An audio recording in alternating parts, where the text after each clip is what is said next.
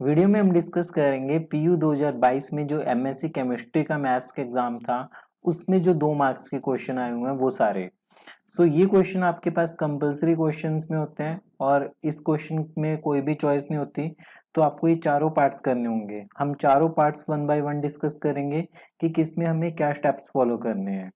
शुरू करते हैं। सबसे पहले आपके पास गिवन है कि find a vector perpendicular to both the vectors, that is दो वेक्टर्स गिवन है आपके पास। सबसे पहले वेक्टर है i cap minus 2j cap plus 3k cap.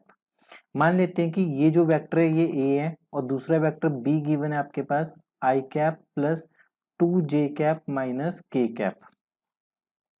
तो आपको फाइंड आउट क्या करना है, फाइंड करना है एक perpendicular vector, a perpendicular vector to both the vectors. इस पर्पस के लिए हम क्या करेंगे, हमें a क्रॉस b निकालना होगा। जो a क्रॉस b फाइंड कर सॉल्व करके आपके पास वेक्टर आएगा वो दोनों वेक्टर्स के परपेंडिकुलर होगा। a क्रॉस b हमें पता है कि क्या मैट्रिक्स होती है, i cap j cap k cap. और a मैट्रिक्स के जो आपके पास कोफिशिएंट्स होते हैं ना a वेक्टर के, दैट इज 1 माइनस 2 और 3। तो यहाँ पे आएगा आपके पास 1 माइनस 2 एंड 3। और नेक्स्ट b के पास क्या आएगा 1 2 and minus 1। It will be 1 2 and minus 1। अब आपको इसे सॉल्व करना है तो एक वेक्टर आएगा जो दोनों वेक्टर्स के परपेंडिकुलर होगा। शुरू करते हैं। ये बेसिकली आपके पास डिटर्मिनेंट है। डिटर्मिनेंट कैसे सॉल्व करते हैं, इस रो कॉलम को छोड़ दिया, अब आपने इन्हें क्रॉस मल्टीप्लाई करना है। So that is minus 2 2 3 and minus 1, then minus j cap. फिर आपने सेकंड रो सेकंड कॉलम और फर्स्ट रो को छोड़ना है, आपके पास ये सब मैट्रिक्स बनेगी, that is 1 1 3 and minus 1 plus k cap. k cap के बाद आपके पास क्या होगा, ये आपके पास सब मैट्रिक्स बनेगी, k कैप वाली ये वाली कॉलम और ये रो आपको स्किप करना है। देन आपके पास बनेगा 1 1 माइनस 2 एंड 2। ठीक है, अब ये बनेगा आई कैप। ये सॉल्व करते हैं, इसका डिटर्मिनेंट किसके इक्वल होगा, इसका डिटर्मिनेंट होगा 2 माइनस 6। ठीक है, माइनस j कैप, देन इसका डिटर्मिनेंट होगा minus 1 minus 3 plus k cap और इसका डिटर्मिनेंट होगा 2 प्लस 2। तो आपके पास सॉल्व करके ये डिटर्मिनेंट्स आ गए। डिटर्मिनेंट कैसे निकालते हैं, क्रॉस मल्टीप्लाई करना है, माइनस इसको इस वाली टर्म से मल्टीप्लाई करना है। फाइनली आपके पास आ गया minus 4 i cap plus 4j cap plus 4k cap. ये जो वेक्टर है ये वेक्टर परपेंडिकुलर है to both the vectors given by a and b। Last में आपको लिखनी है, लाइन लिखनी है कि this vector is perpendicular to both the vectors a and b, both the vectors a and b।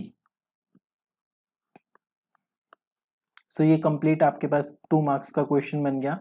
Next question में दिया हुआ है how many mixtures can be formed by taking 4 liquids. Given आपके पास क्या है, गिवन है आपके पास कि 4 लिक्विड्स गिवन है। ठीक है, गिवन है 4 लिक्विड्स। आपको बताना है कि कितने मिक्सचर्स बन सकते हैं, रिक्वायर्ड टू प्रूव या फिर फाइंड हमें क्या करना है कि नंबर ऑफ मिक्सचर्स हमें निकालने हैं।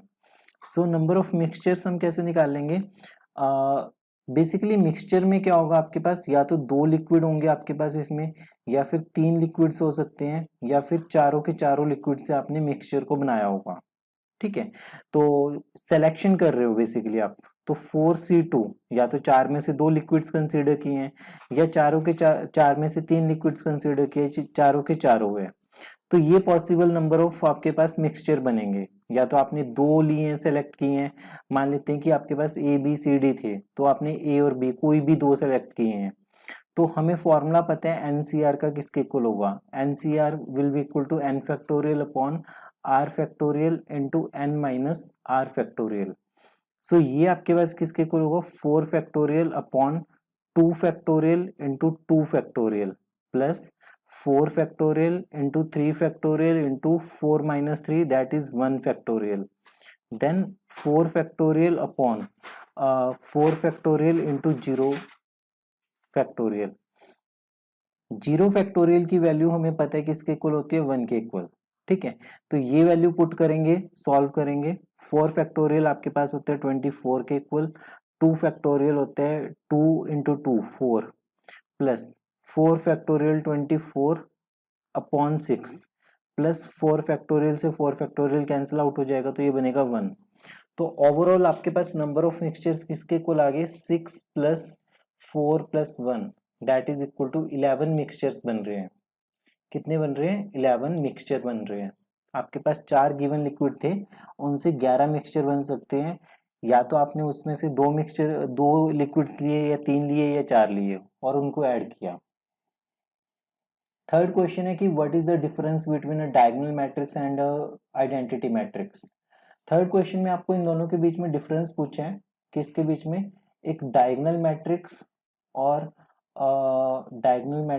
और आइडेंटिटी मैट्रिक्स, इन दोनों में डिफरेंस पूछा है। सो डायगोनल मैट्रिक्स में क्या होता है, सबसे पहले इसकी एक प्रॉपर्टी है कि all the non diagonal elements are zero, non diagonal elements are zero, ठीक है। Then diagonal elements can be different और same, diagonal elements can be all same और different। तो डायगोनल एलिमेंट्स सारे सेम भी हो सकते हैं, डिफरेंट भी हो सकते हैं। अगर हम इसकी बात करें, इसमें आपके पास जो एग्जांपल्स बनेंगे वो एग्जांपल्स कौन कौन से बन सकते हैं। मान लेते हैं कि 1 2 2 बाई 2 की ये मैट्रिक्स है आपके पास, ठीक है। 3 बाई 3 की मैट्रिक्स है 1 2 3 0 0 0 0 0 0। देन नेक्स्ट मैट्रिक्स अगर हम कंसिडर करें कि जैसे 5 5 5 0 0 0 0 0 0, बाकी सारे एलिमेंट्स जीरो आ गए आपके पास। तो ये बेसिकली डायगोनल मैट्रिक्स है। ये इसकी प्रॉपर्टी होगी कि नॉन डायगोनल एलिमेंट्स जीरो है और diagonal element can be all same और डिफरेंट। अगर हम आइडेंटिटी मैट्रिक्स की बात करें, आइडेंटिटी मैट्रिक्स के केस में आपके पास क्या होगा कि identity matrix is a special kind of diagonal matrix, is a special kind of diagonal matrix in which all the diagonal elements, diagonal matrix in which all the diagonal elements, in which all the diagonal elements, all the diagonal elements are one। तो यहाँ पे सारे diagonal elements क्या होंगे, one होंगे। जैसे अगर 2 by 2 matrix consider करें तो इसमें आपके पास दोनों डायगोनल एलिमेंट्स क्या हैं, 1 के इक्वल है। सिमिलरली अगर 3 बाई 3 मैट्रिक्स है सो 1 1 1, बाकी सारे आपके पास एलिमेंट्स किसके इक्वल आ गए, 0 के इक्वल। तो ये डायगोनल और आइडेंटिटी मैट्रिक्स के बीच में डिफरेंस है। नेक्स्ट क्वेश्चन में गिवन है कि explain coordinate transformation by giving an example. So next question में क्या पूछा है कि कोऑर्डिनेट ट्रांसफॉर्मेशन को एक्सप्लेन करो, कोऑर्डिनेट ट्रांसफॉर्मेशन को एक्सप्लेन करो बाय गिविंग अ एग्जांपल। सबसे पहले कोऑर्डिनेट ट्रांसफॉर्मेशन का मतलब देखते हैं जो आपको एग्जाम के पॉइंट ऑफ व्यू से लिखना है कि coordinate transformation allow us to express the same point और location using different coordinate system, making it easier to work with the different mathematical and geometrical problems. So सबसे पहले आपको ये लिखना है कि to express same point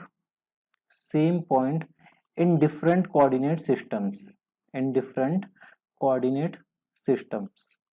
so इस case में आपके पास ये होता है कि अगर आपके पास जैसे x y axis Cartesian coordinate system है तो इसमें एक्स कॉमा वाई है, सेम पॉइंट को आप रिप्रेजेंट कर सकते हो कि ओरिजिन से डिस्टेंस कितना होगा और एंगल कितना होगा। अगर आपको ये पता चल गया कि इस पॉइंट का डिस्टेंस कितना होगा और एंगल कितना होगा तब भी आप निकाल सकते हो। तो इसके कोऑर्डिनेट्स आर कोमा थीटा हो जाएंगे। यहाँ पे हमारे पास ये हॉरिजॉन्टली मतलब इसका डिस्टेंस एक्स एक्सिस से कितना है वाई, और इसका डिस्टेंस वाई एक्सिस से कितना है, ये एक्स डिस्टेंस है और ये वाई डिस्टेंस है। तो ये एक कार्टेशियन कोऑर्डिनेट सिस्टम है और ये वाला आपके पास पोलर कोऑर्डिनेट सिस्टम है, ठीक है। मान लेते हैं कि आपके पास पॉइंट जो था वो 1,1 था, ठीक है, 1,1। तो एक्सप्रेस करने का तरीका क्या होता है, हम x को पुट करते हैं r cos थीटा और y को पुट करते हैं r sin theta, then square और ऐड करो तो x square plus y square किसके इक्वल आ गया, आर स्क्वायर के इक्वल। क्योंकि x की वैल्यू 1 दी हुई है, y की वैल्यू 1 दी हुई है, तो आपके पास 2 इक्वल टू आर स्क्वायर आ गया। तो r की वैल्यू आपके पास आ गई स्क्वायर रूट 2, r की वैल्यू आ गई स्क्वायर रूट 2। सो x और r की वैल्यू इसमें पुट किया आपने तो 1 equal to square root 2 cos theta. Cos theta की वैल्यू किसके इक्वल आ गई 1/√2। सिमिलरली साइन थीटा की वैल्यू आ जाएगी 1/√2।